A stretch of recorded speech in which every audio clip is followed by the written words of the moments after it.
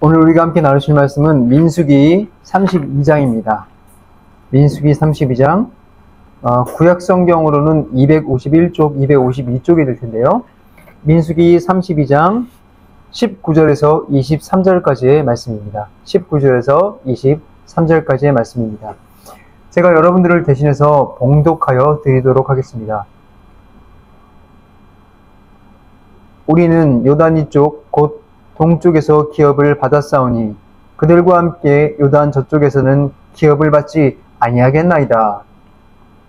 모세가 그들에게 이르되 너희가 만일 이 일을 행하여 무장하고 여호와 앞에 가서 싸우되 너희가 다 무장하고 여호와 앞에서 요단을 건너가서 여호와께서 그의 원수를 자기 앞에서 쫓아내시고 그 땅이 여호와 앞에 복종하게 하시기까지 싸우면 여호와 앞에서나 이스라엘 앞에서나 무죄하여 돌아오겠고 이 땅은 여호와 앞에서 너희의 소유가 되리라. 마는 너희가 만일 그같이 아니하면 여호와께 범죄함이니 너희 죄가 반드시 너희를 찾아낼 줄 알라.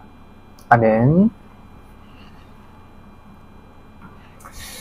오늘 우리가 함께 나누실 말씀은 하나님의 약속을 따라 살아가라, 하나님의 약속을 따라 살아가라 라는 제목을 가지고 함께 말씀을 나누도록 하겠습니다.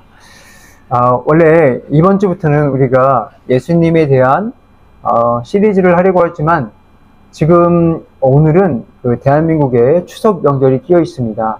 그래서 잠시 시리즈를 멈추고 이 명절과 관련된 말씀을 함께 나누려고 합니다.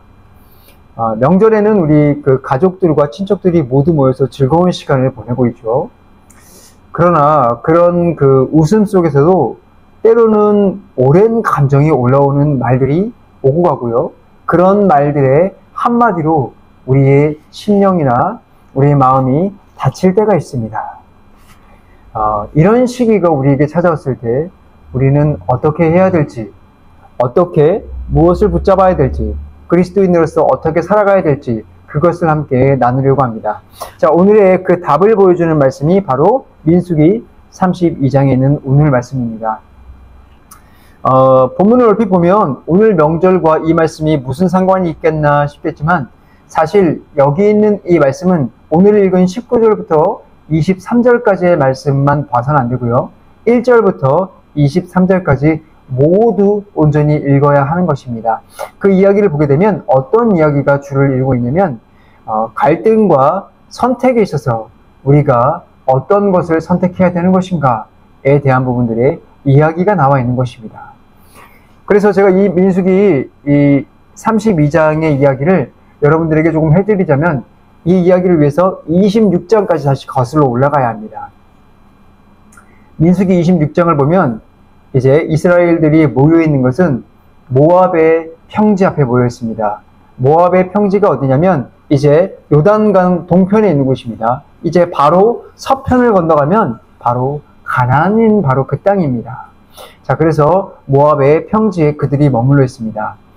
모세가 아직 있고요. 모세가 저기 가나안 땅을 바라보면서 이제 이스라엘 지파를 다시 한번 바라보면서 그들에게 마지막으로 명령을 하고 있는 것입니다.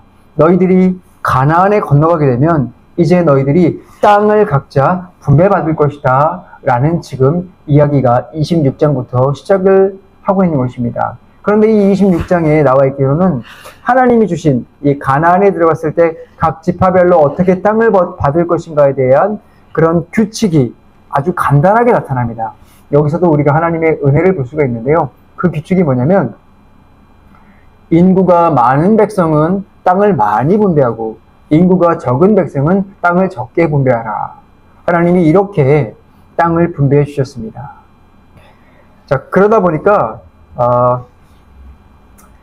이제 하나님의 약속이 이들 이스라엘 눈앞에 거의 이제 딱 눈앞에 보이는 순간이 다가온 것입니다.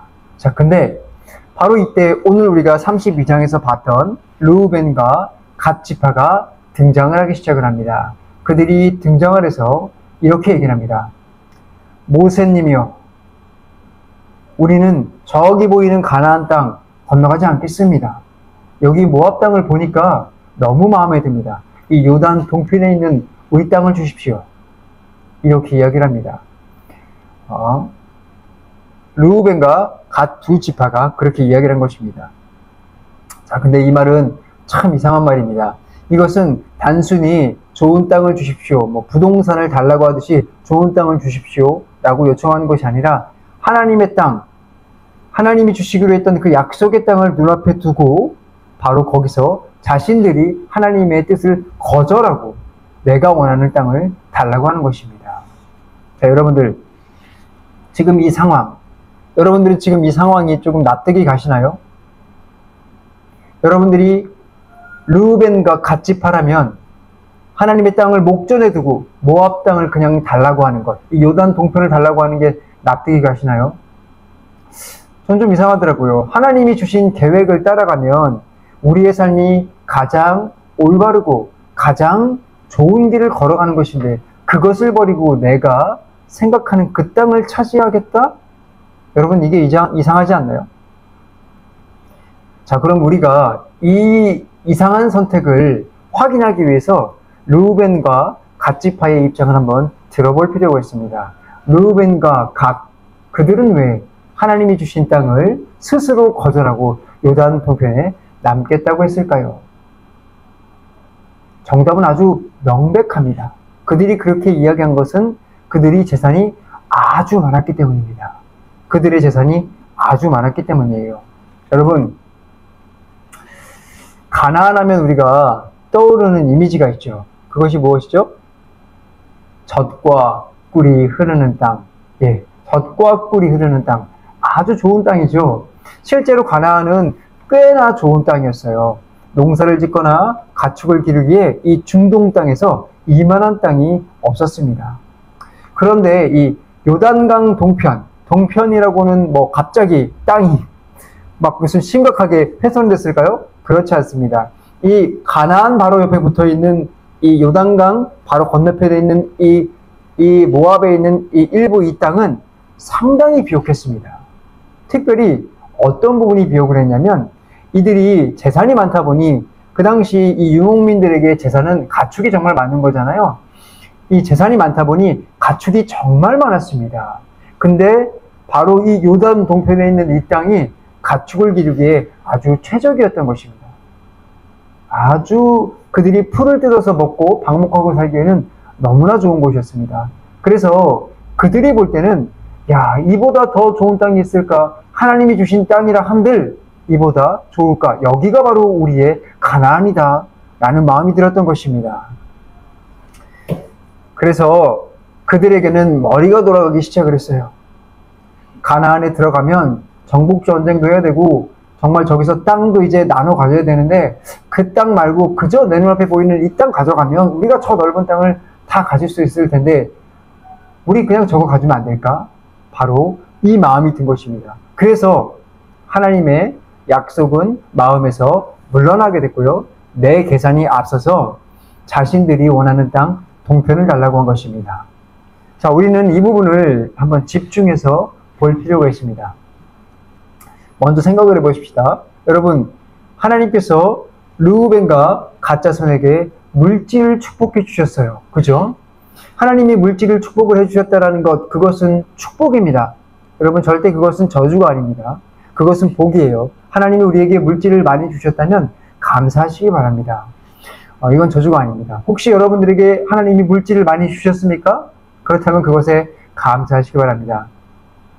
자, 성경을 봐도 정말 그 신실하신 사람들이 전부 뭐 다 거짓말 나오지 않습니다. 하나님이 주신 신실하신 사람들 중에 부자도 나오잖아요. 그죠? 그렇기 때문에 이것은 절대 저주가 아니에요.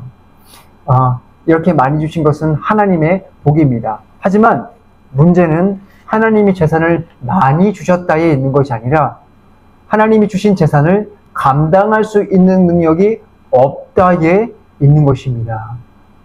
르우벤과 갓은 재산을 많이 가지다 보니까 이 재산을 많이 가지면 원래 우리가 하나님께 속한 사람들이라면 이것을 가지고 어떻게 하나님을 기쁘게 할 것인가 그 생각이 그들의 머릿속에 가득 차게 됩니다. 근데 이 재산을 감당할 수 없는 사람이 받잖아요. 그러면 무엇을 생각하냐? 내 배가 부르다.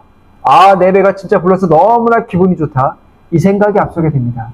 그래서 내 배가 부르다 보니까 하나님의 약속을 지키는 것이 내 배를 부르는데 귀찮게 하는 것이면 그 약속을 간단하게 저버리는 것입니다. 문제가 바로 그것입니다. 우리가 가진 것이 너무나 많아서 하나님이 주신 약속이 눈에 보이지 않게 된다면 그때부터는 그 부함이 축복이 아니라 저주가 되는 것입니다. 우리에게 가장 큰 복은 물질을 준 것도 복이지만 그보다도 우리에게 가장 큰 복은 하나님을 볼 수 있는 것입니다. 하나님을 볼 수 있는 것. 예수님께서 말씀하신 한번 팔복을 한번 생각을 해보세요. 거기에 있는 복들은 전부 다 우리 주님을 바라보게 하는 복들입니다. 우리의 부함이 하나님을 보지 못하게 우리의 눈을 가린다면 우리의 부함이 있는 것보다 없는 것이 여러분들에게 복된 것입니다. 자, 그러나 여러분들 이걸 아셔야 됩니다. 오늘의 이 문제는 부함에 국한된, 돈이 많음에 국한된 것의 문제가 아니라는 것입니다. 이것은 하나님이 우리에게 가르쳐주는 원리예요. 원리. 무엇을 가르쳐주냐? 내 환경에 하나님의 계획, 하나님의 뜻을 보지 못하게 하는 것이 있다면 그 모든 것은 우리에게 시험이 된다라는 것입니다. 내 환경이 하나님의 계획, 하나님의 뜻을 보지 못하게 하는 그 모든 것이 제 눈앞에 펼쳐진다면 그것은 우리의 시험이 된다는 것입니다. 이게 바로 원리입니다. 여러분 생각해 보세요. 우리가 돈이 많이 있을 때만 하나님의 계획을 버리고 내 계획을 선택하며 살아갈까요? 절대 그렇지 않죠. 우리가 돈이 없어도 하나님의 계획을 버릴 수가 있습니다. 자, 생각해 보세요. 우리가 돈이 없습니다. 지금 집중에 땡전 한 푼 없어요. 그래서 우리가 열심히 취업 사이트들을 뒤지기 시작을 했습니다. 몇 군데 나왔습니다. 내가 가서 할 만한 곳, 정말로 이 정도 다니면 괜찮겠다 싶은 직장을 찾았습니다. 그런데 거기에 앞불사 조건이 뭐냐면 주일까지 일을 해야 된다는 것입니다. 여러분들 그렇다면 이런 상황이 닥쳤을 때 여러분들 마음에 유혹이 오지 않을까요? 내가 할 만한 일이고 적당한 보수인데 주일날 나가야 된대요. 그러면 여러분들 주일날 새벽 예배 드리고 나가지 뭐, 이런 마음이 들지 않겠어요? 이런 유혹에 서지 않겠냐라는 겁니다. 추석 명절이 다가왔으니까 제가 추석을 대신해서 예를 좀 들어보겠습니다. 우리가 추석 때 가족들과 만납니다. 여러 가지 즐거운 이야기를 나누다가 이런 이야기가 주로 오고 가게 되죠. 누구네는 어떤 회사에 취직해서 돈 더 잘 벌고 애들도 공부 많이 시키고 애들도 공부도 잘하고 아주 그냥 가족이 화목하다고 하는데 너는 왜 그 모양이냐? 이런 이야기를 듣습니다. 이 이야기를 듣게 되면 머릿속에 뭐가 생기죠? 화가 올라옵니다. 욱 하고 화가 올라옵니다. 이런 이야기를 듣고 있는데 지금 이야기를 들어서 마음이 지금 많이 상해 있는데 안 그래도 지금 상한 마음에 또 한 번 불을 지릅니다. 어떻게 해요? 너는 선물을 사와도 뭐 이딴 것만 사왔냐? 좀 더 나한테 좋은 걸 사와라. 돈을 더 주지 그랬냐?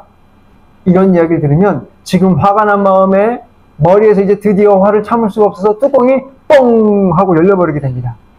그렇기 때문에 이렇게 열린 상태에서 마음속에 드는 생각이 뭐냐면 친척들이 뭐고 이 상을 다 뒤집어 버리고 나가고 싶다, 이런 마음이 막 들 것입니다. 자, 그런데 우리는 그리스도인이잖아요. 우리가 무엇을 약속받았죠? 우리가 약속받은 것은 하나입니다. 여러분들에게 각자의 사명을 주시는 것은 있겠지만 우리가 약속받은 것은 무엇입니까? 여러분들을 하늘나라의 백성으로 불러주시겠다라는 약속입니다. 여러분들을 구원해 주시겠다는 약속입니다. 여러분들을 이 땅에서 구원으로 이끌어 나가 주시겠다는 약속입니다. 그리고 하나님께서 여러분들을 통해서 이 땅에 하나님의 나라를 세워나가겠다라는 약속들을 주셨습니다. 그런데 지금 내가 머리끝까지 화가 나서 이제 더 이상 참을 수가 없다. 상을 뒤집고 부모님들이랑 친척들에게 내가 그렇게 살기 싫어서 사나? 너희들이 똑바로, 부모님이 똑바로 나를 안 가르쳐 주셔서 그런 거 아니냐? 라고 이야기하고 집을 뛰쳐나간다면 여러분들이 잠깐의 속은 시원할 수 있을지 모르지만 여러분, 이것이 별게 아닌 것처럼 보일 수 있겠지만, 그죠? 추석에 한 번의 에피소드처럼 보일 수 있겠지만, 사실 여러분들은 하나님의 뜻하시는 바에 반역을 한 것입니다. 하나님께 반기를 준 것입니다. 왜냐고요? 10계명에 뭐라고 나와 있습니까? 내 부모를 공경하라. 여러분, 하나님의 뜻이 이겁니다.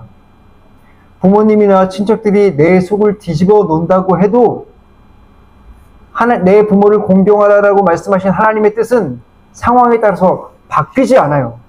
우리가 속이 상하고 뒤집어진다고 해도 하나님의 뜻을 따라 살아가야 되는 것입니다. 하나님의 영광을 여러분들이 돌려드려야 할 의무가 있는 것입니다. 여러분, 이렇게 사는 것은 여러분들에게 도덕적으로 살라고 이야기하는 것이 아니라 여러분들이 내 부모를 공경하라를 생각하고 그 뜻을 따라서 내 마음에 끌어오는 분노를 참으며 하나님의 뜻을 제가 섬기겠습니다고 이야기를 할 때 하나님께 영광을 돌리는 것입니다. 여러분들 하나님의 영광을 돌리며 살고 싶습니까?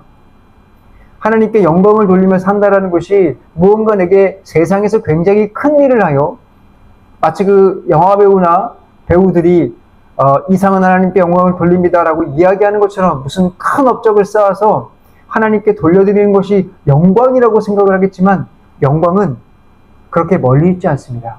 우리의 삶에 짝하고 밀접하게 붙어 있는 것입니다. 여러분들이 하나님의 뜻을 선택하며 살아가는 것이 바로 하나님께 영광을 돌리며 살아가는 것입니다.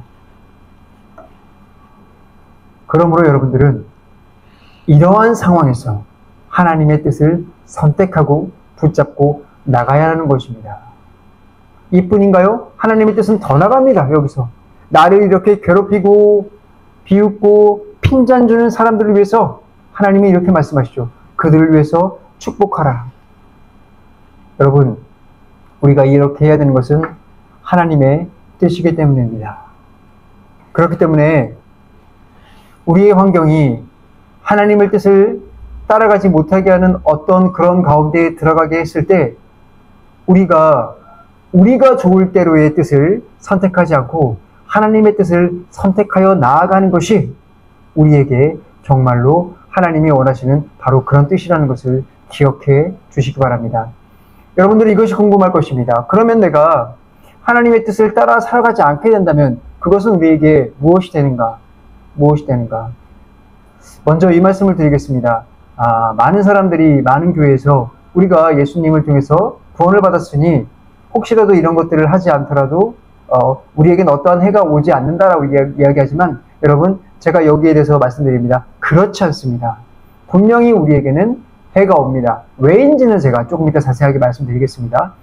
그래서 어쨌든 이런 결과, 우리가 하나님의 뜻을 따르지 않았을 때 어떠한 결과가 오는가, 이 이야기를 하기 위해서 다시 르우벤과 갓지파의 이야기로 제가 돌아가겠습니다. 르우벤과 갓지파, 그들이 처음에는 비록 동편 땅을 차지하겠다고 이야기를 했으나 그들은 절대 거기서 머물러 있지는 않았어요. 이 가나안 전쟁에 함께 참여했습니다. 보세요. 가나안 전쟁에 참여하며 하나님의 뜻을 따라가는 것처럼 보였습니다. 자, 근데 그들의 역사를 보면 정말 놀라운 것이 그들이 가나안에 벗어났잖아요. 가나안에서 벗어난 땅에 살았잖아요. 그래서 점점 그들은 하나님과 멀어지게 됩니다. 먼저는 이 예루살렘을 향해 이 이스라엘이 모든 예배를 중심으로 나아갔는데 이들은 이 예루살렘보다는 유단 동쪽에다가 큰 제단을 세웠어요. 벌써 하나님과의 떠나려고 하는 조짐이 보였던 것이죠. 그리고 사사시대가 이제 들어왔을 때는 이미 이들은 성경책에서 기록이 거의 되지 않기 시작을 했습니다. 그리고 다른 족속들에 비해서 우상 숭배가 가장 빨랐습니다. 마지막으로 이들의 결과가 어떻게 되었느냐? 아수르에게 르우벤과 갓지파가 가장 먼저 멸망당하게 됐습니다. 여러분, 우리가 하나님의 뜻 가운데서 교회로 부름을 받았고 구원의 길을 거기에 가게 되었다면 우리의 환경이 어떻게 열리든지 간에 하나님의 뜻을 붙잡아야 하는 것입니다. 그분의 약속을 붙잡고 그분의 계획에서 내가 떨어질까 노심초사하며 바울이 두렵고 떨림으로 그 길을 걸어갔던 것처럼 우리도 걸어가야 되는 것입니다. 혹시 내가 하나님의 뜻을 모르겠습니까? 여러분들 회개하시기 바랍니다. 하나님의 뜻이 성경책에 있는데 우리가 그것을 열심히 살펴보지 않았기 때문에 우리가 하나님의 뜻을 찾아 살펴볼 수가 없는 것입니다. 그러므로 여러분, 그거부터 회개하여 시작하시기 바랍니다. 환경이 어떻게 되었든 간에 먼저 여러분들 눈에 하나님이 열어주시는 것들이 있다면 그것을 순종하여 나아가시기 바랍니다. 아까 제가 말씀드렸죠. 예수님을 믿으면 다 이해해 주시는데 뭘 그렇게 열심히 무슨 두렵고 떨림으로 그렇게 신앙생활 해 나가야 됩니까? 그거 너무 율법주의 아닙니까? 아닙니다, 여러분.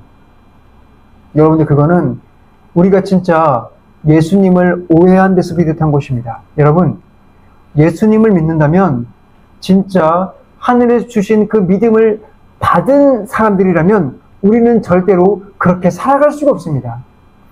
우리는 어떻게 해서든지 우리의 마음속에 하나님의 영광은 어떻게 해서 돌릴 수 있는가, 그런 마음으로 가득 차 있기 때문에 우리는 그저 내가 죄를 지면서 예수님이 내 죄를 사해 주셨으니까 괜찮아 라는 마음으로 살아갈 수가 없어요. 그저 예수님이 좋아서, 하나님이 좋아서 하나님께 영광 돌리며 살아가게 되는 것입니다.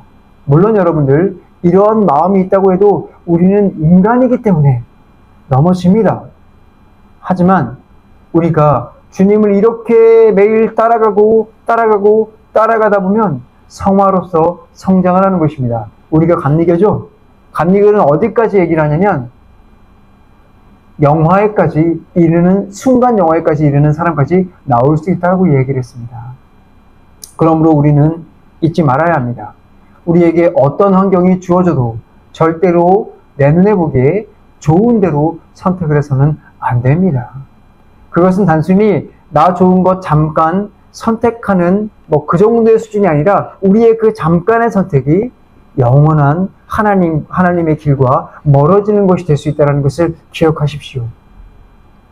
그러므로 이번 추석에 혹시라도 여러분들이 주님의 뜻을 반하는 그런 어떠한 이벤트들이 발생을 한다면 여러분들 그때에도 꿋꿋하게 하나님이 주신 그 믿음을 붙잡고 저는 주님께 영광 돌리겠습니다 라는 선택을 하는 귀한 복음의 교회 모든 성도님들이 되셨으면 좋겠습니다. 그리고 저는 여러분들에게 오늘 본문에서 말씀하시는 또 한 가지를 말씀드리려고 합니다. 중요한 것입니다. 우리가 만약에 이러한 선택을 했을 때 어떠한 일이 벌어지는가? 나만 죽는 것이 아니라 우리 옆에 있는 지체들도 같이 죽는다라는 것입니다. 우리가 하나님의 뜻을 선택하지 않고 내 뜻을 선택하면 나만 죽는 것이 아니라 내 옆에 있는 지체들도 죽을 수 있습니다. 예수님이 뭐라고 말씀하셨습니까? 작은 자를 실족해 하는 자는 그저 연자맷돌을 메고 빠져 죽는 것이 낫다고 말씀했습니다. 여러분들, 우리의 선택이 그렇다는 것입니다.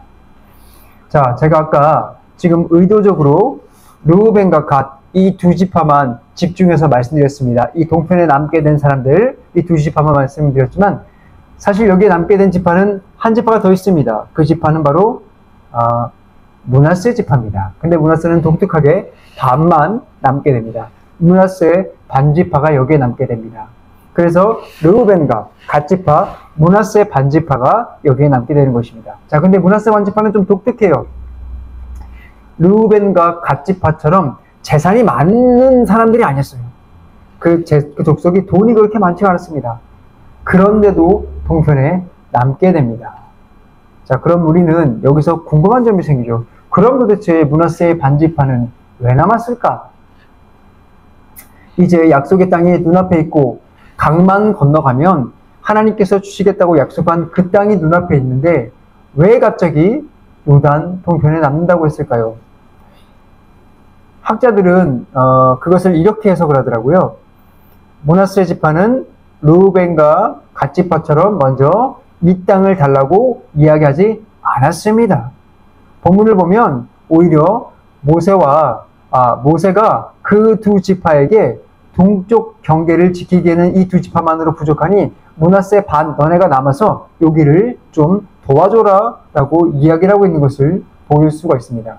그래서 겉으로 보면 이들이 스스로 원해서 여기에 남은 것이 아니라 모세의 뜻에 순종해서 남아있는 것처럼 보입니다. 그래서 단순하게 그저 이 글자만 보게 되면 이들이 잘못한 것이 없어 보입니다. 하지만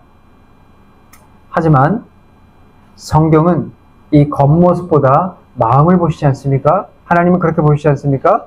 그래서 이 므낫세의 반 지파가 여기에 남게 된 그들의 동기를 진정으로 살펴보면 그들의 동의에는 자신들도 동쪽에 남고 싶다는 마음이 있었다라는 것입니다. 이미 그들의 눈에는 이 땅이 좋아 보였을 것입니다. 그들의 눈에도 이미 이 가나안 저편보다 여기 동쪽 땅이 이미 가나안처럼 좋아 보였을 것입니다. 비록 약속의 땅은 아니지만 모세도 오라 그랬고 눈에 보기에도 가나안 못지않게 좋아 보이기 때문에 그들의 마음속에 든 생각이 무엇이냐? 여기 정도면 뭐 괜찮겠지? 라는 마음이 들기 시작했다는 것입니다.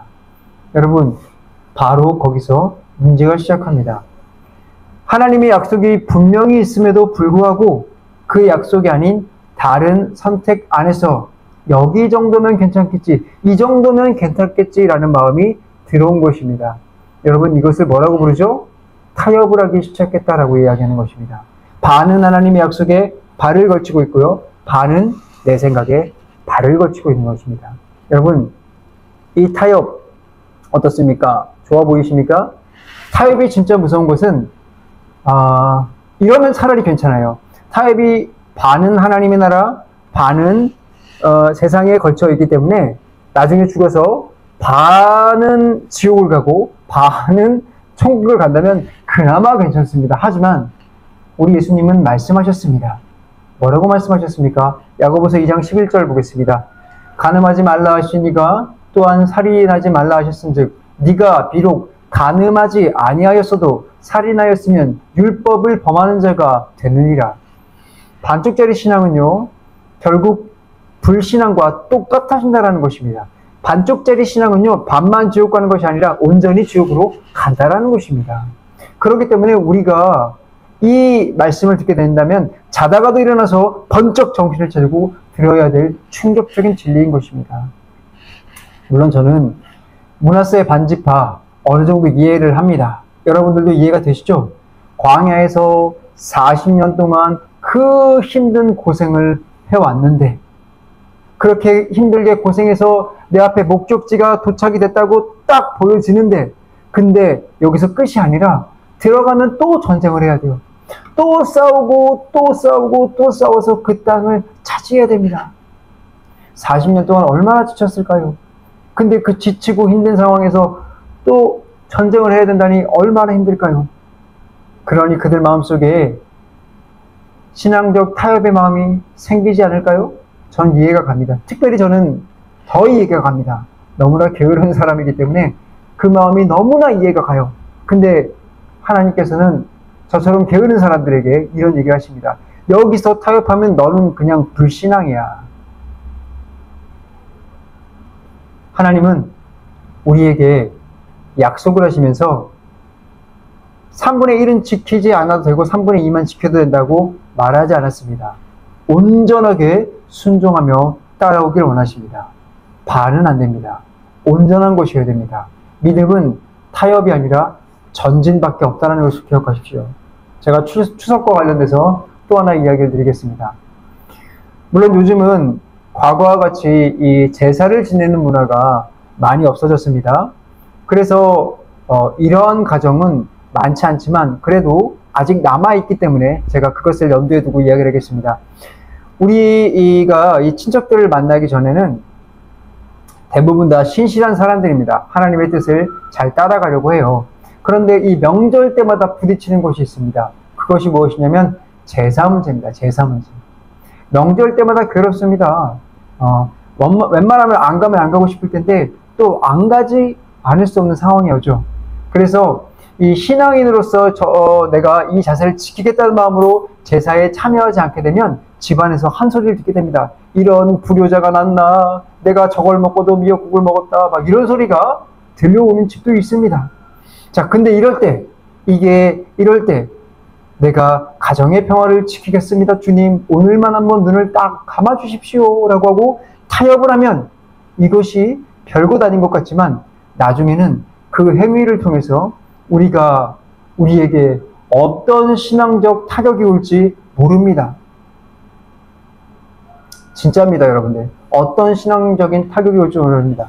그렇기 때문에 우리에게 그러한 상황들이 온다면 우리에게 핍박이 올지라도 놀림이 올지라도 여러분들은 이 신앙, 주님이 주신 약속, 주님의 이 계획을 지키기 위해서 꿋꿋하게 이겨내야 되는 것입니다. 그리고 우리는 그 외의 어른들과 친척들에게 그리스도인들의 그 모습으로서 나머지 상황들이죠. 그 제사 외의 나머지 상황들에는 우리의 그리스도인으로서의 빛의 모습을 보여줘야 되는 것입니다. 이런 모습이 여러분들 꿋꿋하게 지켜가는 모습이 한두 해는 내가 어떻게든 좀 지켜볼 수 있습니다. 하지만 한평생은 나는 좀 못 지킬 것 같습니다. 라는 마음이 혹시 드시나요? 여러분들의 마음속에 므낫세와 같이 하나님의 약속을 지키는데 너무나 오랜 세월 지켜나가는 것이 지칠 것 같은 생각이 드시나요? 여러분, 그럴 수 있습니다. 그런 생각이 들 수 있습니다. 그러나 여러분들이 하나님께서 주시는 약속을 타협함 없이 지켜나가겠다는 마음으로 기도하고 지켜나간다면 하나님께서 여러분들을 결단코 그냥 두지 않을 것입니다. 여러분들이 그 힘든 상황, 어려운 상황에 마음도 위로해 주실 것이고요. 또한 여러분들이 그것을 이겨낼 수 있는 힘도 허락해 주실 것입니다. 여러분들은 그리고 글자에서만 보던 하나님을 진심으로 만나는 역사도 경험하게 될 것입니다.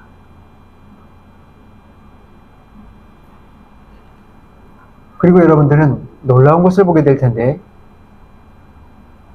그렇게 여러분들이 한 해, 두 해 지켜나가면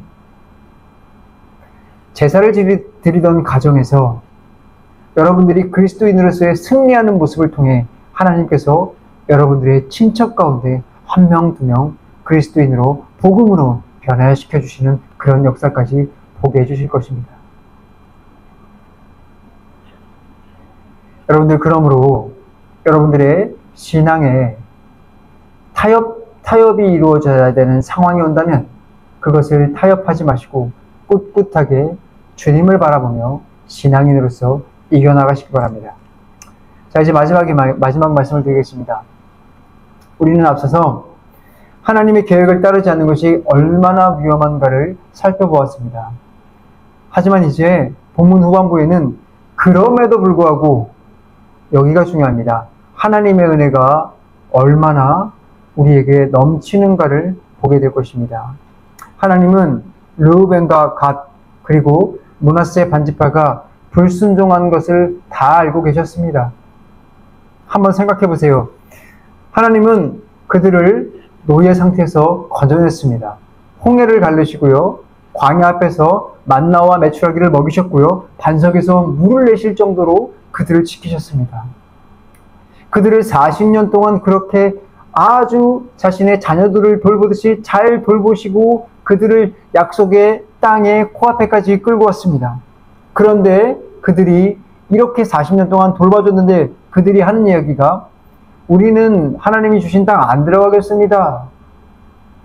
여러분, 이것을 들었을 때 하나님의 마음이 어떨 것 같습니까? 얼마나 마음이 아프셨겠습니까? 얼마나 그들에게 분노가 일어나겠습니까? 자, 그런데 사랑이신 하나님은 그들을 버리지 않으셨습니다. 그 자리에서 그들을 다 쳐내면서 너네는 내가 그동안 먹였지만 나를 따르지 않았으니 너네는 다 제외! 하면서 그들을 그 자리에서 다 죽여버리지 않고 그래, 너네가 그렇게 원하니까 나는 너네가 말한 대로 해주겠다. 대신에 또 한 가지, 그러나 내가 약속한 것들은 다 지켜라 라고 이야기를 하면서 그들에게 돌이킬 기회를 주셨습니다. 여러분, 이것이 하나님의 사랑입니다. 하나님은 우리가 잘못된 선택을 하실 때 하나님께서 그것을 우리에게 즉시로 처분하지 않습니다. 하나님은 우리가 그 잘못된 선택을 하실 때 그리고 우리가 그 선택을 했으니 그것을 즉시로 막아버리지도 않습니다. 그 선택을 하실 때 그저 내버려 두시기도 하십니다. 하지만 그 선택을 통해서 우리가 잘못될 수 있는 길을 계속해서 가지 않도록 돌아올 수 있는 길을 마련해 주십니다. 바로 이것이 하나님이 주신 은혜입니다. 그리고 또 하나님이 주신 은혜는 여기서 끝나지 않습니다. 무엇이냐? 그들을 그 잘못된 길을 걸어갈 때 그저 그들에게 돌아올 수 있는 기회를 주시는 것이 사랑으로만 하는 것이 아니라 그들에게 공의로 치십니다. 이것이 무슨 말이냐? 여러분들이 죄를 짓게 되면 여러분들은 예수 그리스도의 십자가로 죄를 용서받습니다. 하지만 용서는 받되 여러분들은 그 죄에 대한 대가를 지게 하신다는 것입니다. 여러분들은 그 죄에 대한 대가를 받게 되는 것입니다. 이것이 무슨 말이냐? 여러분들이 그 죄의 대가를 받아서 걸어가게 하신 이유는 그 죄의 대가를 통해서 내가 죄를 지은 것이 얼마나 위험한 것이고 하나님께 잘못된 것인 것을 깨닫게 해주기 위해서 그것을 남겨놓은 것입니다. 그리고 그것을 통해서 우리의 마음이 이제는 나의 뜻을 따라가는 것이 아니라 하나님의 뜻을 선택하는 것이 옳은 것이구나 라는 것을 알게 해주기 위해서 주께서 우리에게 그 대가를 치르게 하신다는 것입니다. 하나님은 우리가 잘못된 길을 선택한다 할지라도 그저 우리를 그 자리에서 직결 심판하는 분이 아니시라 우리에게 은혜를 베푸시는 분이십니다. 우리를 다시 한번 주님의 품으로 돌아올 수 있도록 해주시는 것입니다. 혹시 오늘 이 말씀을 들으면서 내가 지금 르우벤과 갓, 므낫세, 반지파처럼 이러한 것들을 선택했던 것은 아닌가라고 생각을 하고 계십니까? 그렇다면 오늘이 기회입니다. 하나님께서 주신 이 기회를 붙잡고 하나님께 천부여 의지없어서 손들고 옵니다. 회개하는 마음으로 하나님께 나오시기 바랍니다. 하나님께서 이 회개하며 나오는 길 가운데 기억하십시오. 여러분들에게는 분명히 죄의 대가가 따를 것입니다. 그러나 그때 여러분들이 취해야 될 것은 하나님이 왜 이래? 나에게 용서해 주셨는데 내 삶이 왜 이렇게 개판난 거야? 가 아니라 침묵하십시오. 감사하십시오. 여러분들에게 죄의 대가가 따라온다 할지라도 그저 침묵하고 감사하면서 이 길에 주님만 바라보시고 묵묵히 걸어가십시오. 그럴 때 여러분들이 하나님이 주신 그 길을 온전히 걸어갈 수 있게 될 것입니다. 말씀의 결론을 맺겠습니다. 오늘 본문은 먼 옛날 이스라엘의 이야기처럼 들릴 수가 있지만 사실은 이 이야기는 지금 우리에게 들려주는 말씀입니다. 르우벤과 갓 그리고 므낫세 반지파 이 약속의 땅을 눈앞에 두고도 다른 선택을 했던 것처럼 우리도 살아가면서 하나님의 뜻보다 내가 좋아하는 것을 선택하며 나갈 때가 너무나 많습니다. 그것이 때로는 돈 때문일 수도 있고요. 때로는 사람의 인정 때문일 수도 있고요. 때로는 이 정도는 괜찮겠지 않은 타협점일 수도 있습니다. 하지만 하나님께서는 우리에게 분명하게 말씀하십니다. 너네가 지금 보고 있는 그 길, 니네 눈에는 그것이 좋아 보인다 할지라도 기억하라. 내가 약속한 길, 내가 계획한 그 길이 진짜 복된 길이다. 우리가 하나님의 뜻을 따라 살아가는 것은 쉬운 일이 아닙니다. 요단강을 건너가야 하는 믿음도 필요하고요. 물론 그 전에 40년의 광야를 견뎌내야 되는 그런 믿음도 필요하고 요단강을 건너가야 하는 믿음도 필요하고 그 건너가서 싸워야 하는 믿음도 필요하고 때로는 나에게 손해가 되는 것 같은 그런 많은 일들도 감수해야 되는 것도 있습니다. 하지만 결국 하나님의 약속을 붙잡은 자만이 진정한 참된 안식과 참된 유업을 얻게 되는 것입니다. 여러분, 이번 추석에 여러분들에게 이러한 일들이 벌어지는 많은 선택들이 있을 겁니다. 특별히 연휴가 굉장히 길죠? 이러한 가운데 많은 일들이 있을 것입니다. 가족과의 대화 가운데서, 관계 가운데서, 쉬는 가운데서 여러분들의 신앙의 자리에서 내가 혹시 하나님의 뜻이 아니라 내가 편한 길을 선택하지 않을까? 하나님의 뜻을 선택해야 되지 않을까? 고민하는 순간이 찾아왔을 때 여러분들 기억하십시오.